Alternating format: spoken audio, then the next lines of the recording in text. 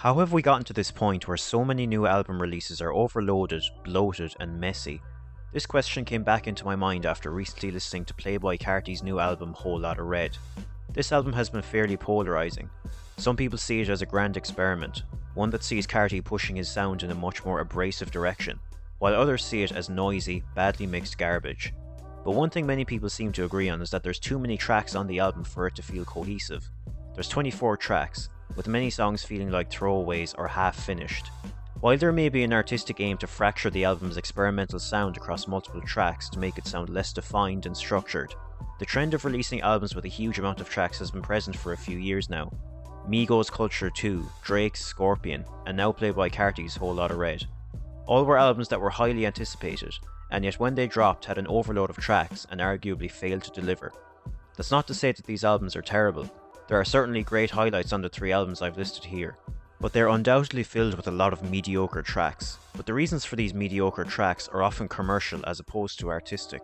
To understand how we've reached this point, we need to understand artists and record labels' motivation for making these albums with so many tracks. They want their album sales numbers to be as high as possible. In 2014, the Billboard music charts in the US changed the way they calculate album sales numbers. Before the 2000s, it used to be that if someone went to a store and bought your album on CD, that obviously counted as one album sale, and that was that.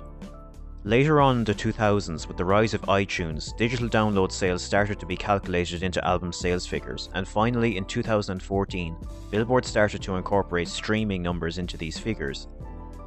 Pure album sales, individual track sales from the album, and also streaming numbers for that album are all combined into one measurement, known as the album equivalent unit. When talking about sales figures nowadays, you wouldn't say Drake sold 1 million albums, you'd say Drake earned 1 million album equivalent units. This new measurement has completely changed how artists release their music and how they structure their albums.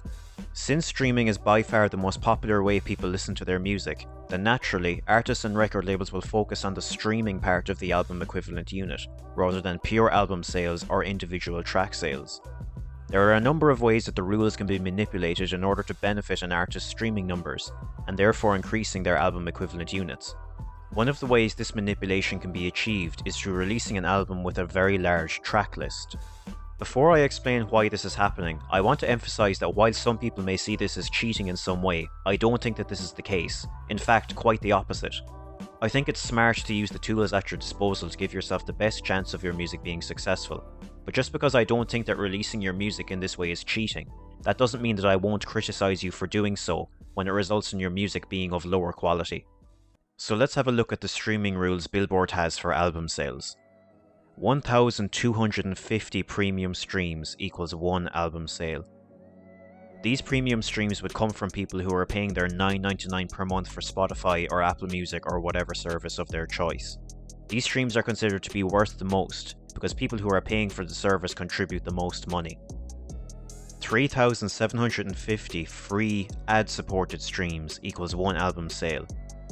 These streams would mostly come from people using the free tier on Spotify or any other free streaming service. 3,750 music video streams equals one album sale. Let's take Drake's song God's Plan for example.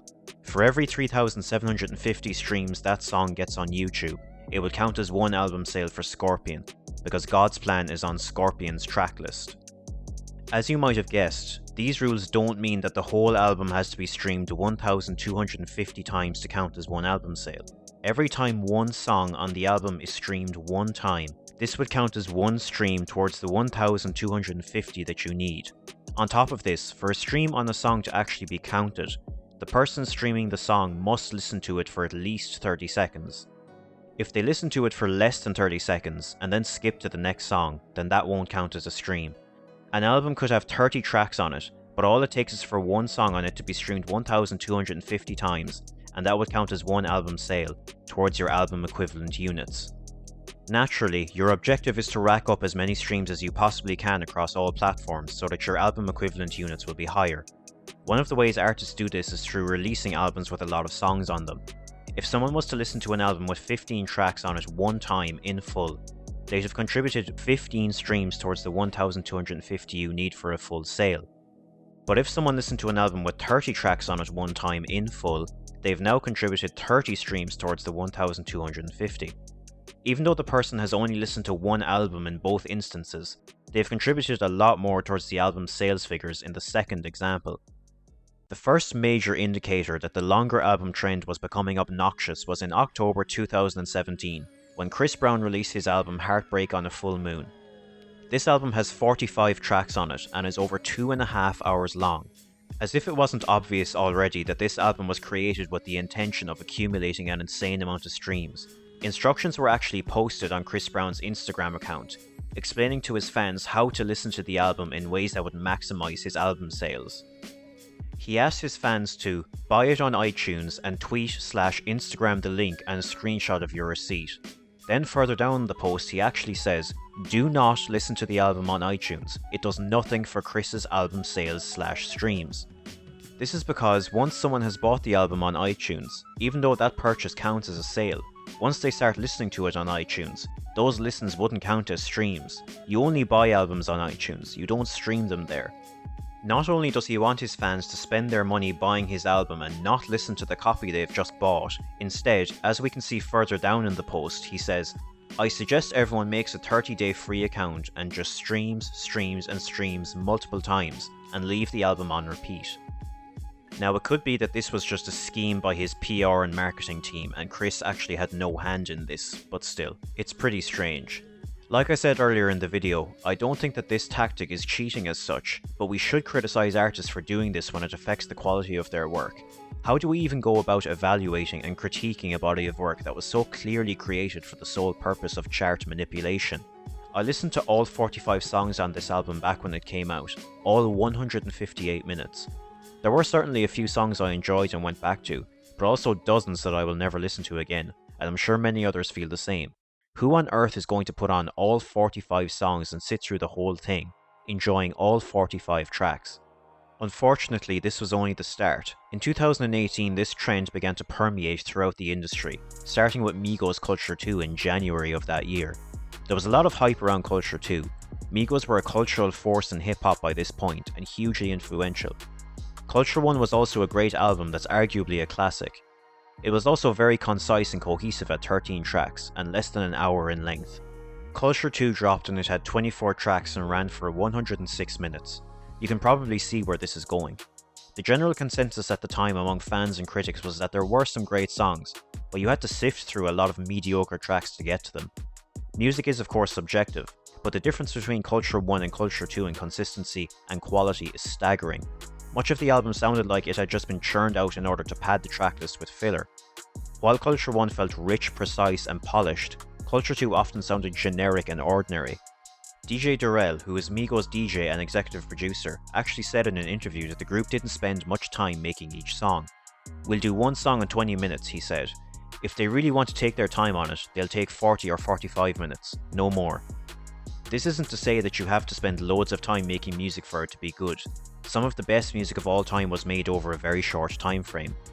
But Durrell's quote feeds into the idea that this album was quickly pushed out with a long track list to rack up as many streams as possible, at the expense of the artistry of their music.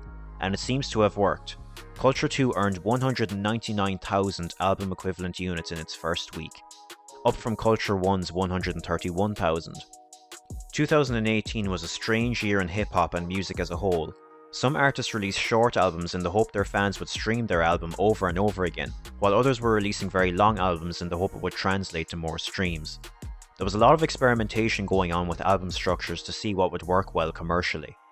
And of course, the biggest artist of all wasn't immune from this. Drake released Scorpion in June 2018, with 25 tracks and a runtime of 89 minutes. I might get dislikes from the Drake fans for this, but if you ask someone what Drake's best album is, I don't think many people would say Scorpion. Of course there are some great songs there. Nice for What was an outstanding single, and I remember it very fondly. But when you actually take a deep dive into the album, the extended tracklist made the album feel bloated and unnecessary. Once again, we saw the artist reap the rewards from this strategy. In its first day of release, Scorpion broke Spotify's one-day global record for album streams, with 132 million streams, more than 50 million plays greater than the previous record set by Post Malone's Beer Bongs and Bentleys 2 months earlier. In 2019, it seemed like this era of experimentation was stabilising.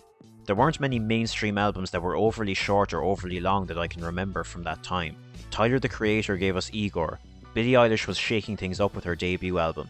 We finally got the sequel to Freddie Gibbs' Pinata, and Ariana Grande was Queen of the World. Maybe artists and labels were finally starting to realise that trying to manipulate the system in this way was harming their artistry and quality of music. This hellscape of a year could not even leave our precious music alone. It brought with it the return of the long album tactic, only this time it evolved into the deluxe album. Deluxe editions of albums aren't anything new. Oftentimes, a very successful album will be re-released with a few extra bonus tracks to celebrate a 1-year anniversary or milestone of some sort. This has been commonplace in the industry for a long time. Deluxe editions would often have between 2 and 5 extra bonus tracks. In 2020, this was taken to new extremes. Deluxe editions are now being released with so many tracks that they are essentially taking the form of whole new albums. The first prominent example of this happening was probably Lil Uzi Vert's album Eternal A Take. After years of anticipation, it was finally released on March 6, 2020, and went straight to number 1 on the US Billboard 200, with 288,000 album equivalent units in its first week. A few days after it was released, Lil Uzi announced he was going to drop a deluxe edition that was also supposed to be considered its own separate album called Lil Uzi vs. the World 2. Only 1 week after Eternal A Take, Lil Uzi vs. the World 2 was released on March 13, 2020. If you go onto Spotify or Tidal and find Lil Uzi Vert vs. the World 2, it's actually labelled as Eternal A Take Deluxe, Lil Uzi Vert vs. the World 2.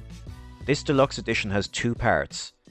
The Lil Uzi Vert vs. the World part has 14 tracks, and the original Eternal A Take has 18 tracks, for a total of 32 tracks on the deluxe edition. So it's kind of a separate album. It even has its own cover art.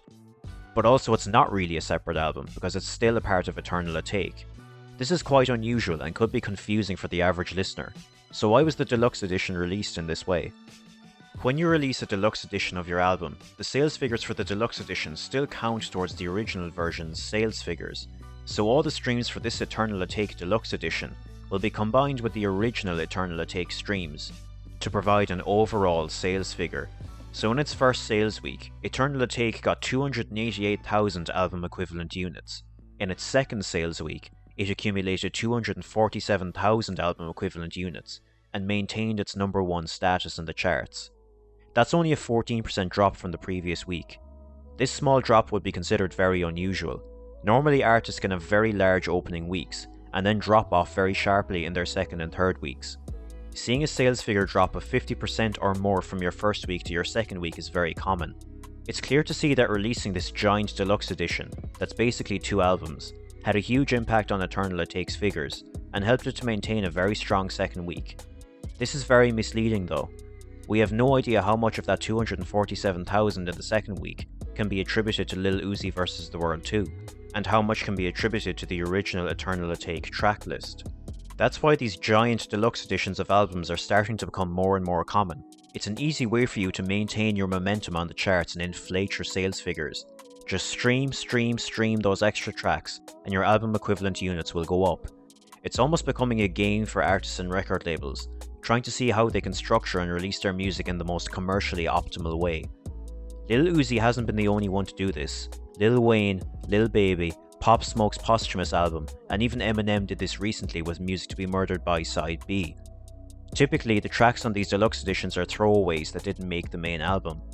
This has become a way for artists and record labels to dump mediocre material onto their fans, and reap the benefits of an inflated sales figure for the original version of their album. For as long as streaming remains the dominant form of music consumption, we're going to see these trends of trying to maximize streaming numbers and album equivalent units. As I said earlier in the video, I don't think artists and labels shouldn't be allowed to do these things. I think you should be able to make and release your music as you see fit, and I'm not against super long albums. However, I think artists are harming their legacies and artistic integrity by saturating the music landscape with their own material. Sure, you'll get a quick boost in streams, especially if you're a big name like Drake, but is it worth it in the long term when people grow tired of constant mediocre material? The reason that this can be so frustrating is because the artists who are sacrificing their creativity for commercial gain are often artists that have the potential to be so much more. Lil Uzi has made great music, Migos have made great music, Drake has made outstanding music, but by saturating their discography with average music for the sake of extra streams, we're not getting the fantastic full projects from these artists that we could be, and it tarnishes the outstanding songs and albums they've released previously. If they just focused a bit more and put quality over quantity, they could be cementing themselves as legends, with classic album after classic album. Instead, we're left to wonder with what might have been, as the interest and impact of these bloated, inflated albums begins to fade away after the initial hype. Thank you for watching.